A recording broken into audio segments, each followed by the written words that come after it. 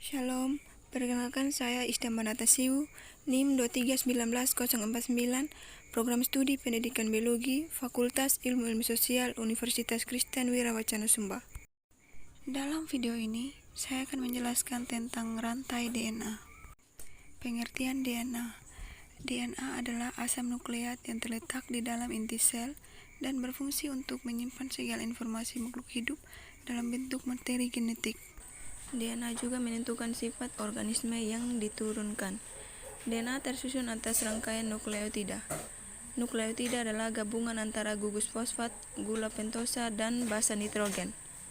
Basa nitrogen DNA selalu berpasangan antara kelompok purin dan pirimidin. Basa purin yaitu adenin dan guanin. Sedangkan basa pirimidin yaitu sitosin dan timin. Pada DNA, G berpasangan dengan C dan A berpasangan dengan T. Struktur DNA. Struktur DNA terdiri dari suatu molekul besar yang kompleks dengan dua pita panjang saling berpilin membentuk heliks ganda. Setiap DNA terbentuk dari ratusan hingga ribuan polimer nukleotida. DNA merupakan makromolekul polinukleotida yang tersusun atas polimer nukleotida yang berulang-ulang dan tersusun rangkap.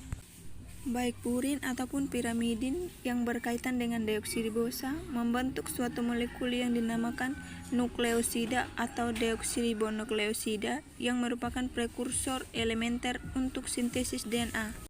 Pada setiap molekul DNA, jumlah adenin selalu sama dengan jumlah timin. Demikian pula, jumlah guanin selalu sama dengan sitosin. Adenin selalu berpasangan dengan timin dan membentuk dua ikatan hidrogen, sedangkan sitosin selalu berpasangan dengan guanin dan membentuk tiga ikatan hidrogen.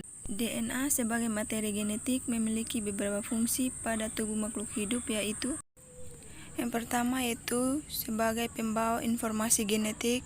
Yang kedua yaitu memiliki peran dalam pewarisan sifat. Yang ketiga dapat mengekspresikan informasi genetik. Yang keempat dapat mensintesis molekul kimia lain. Yang kelima dapat menduplikasikan diri atau bereplikasi.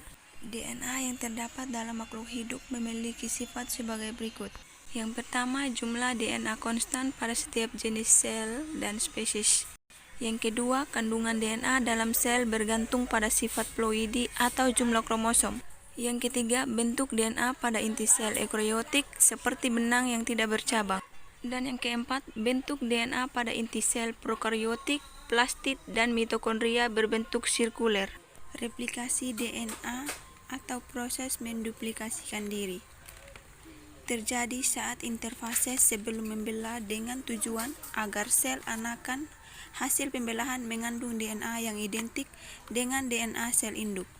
Jika terjadi kesalahan pada proses ini, sifat pada sel-sel anakan akan mengalami perubahan. Replikasi DNA melalui tiga model. Yang pertama, semi-konservatif, yaitu rantai ganda DNA lama berpisah, kemudian rantai baru disintesis pada masing-masing rantai DNA lama. Yang kedua, konservatif, yaitu rantai ganda DNA lama tidak berubah dan berfungsi sebagai cetakan buat DNA baru. Yang ketiga, dispersif, yaitu beberapa bagian dari kedua rantai DNA lama digunakan sebagai cetakan DNA baru sehingga DNA lama dan DNA baru tersebar. Pengertian RNA. RNA adalah makromolekul polinukleotida berupa rantai tunggal atau ganda yang tidak berpilin seperti halnya DNA. RNA banyak terdapat pada ribosom atau sitoplasma dan keberadaannya tidak tetap karena mudah terurai dan harus dibentuk kembali. Struktur RNA. Berbeda dengan DNA, RNA merupakan rantai tunggal polinukleotida. Tiap polinukleotida terdiri dari 3 gugus molekul, yaitu yang pertama gula 5 karbon atau ribosa, yang kedua gugus fosfat yang membentuk punggung RNA bersama ribosa, dan yang ketiga basa nitrogen yang terdiri dari basa purin yang sama dengan DNA, sedangkan pirimidin berbeda, yaitu sitosin, urasil, dan gugus fosfat. Fungsi RNA. RNA berperan dalam proses sintesis protein di dalam sel.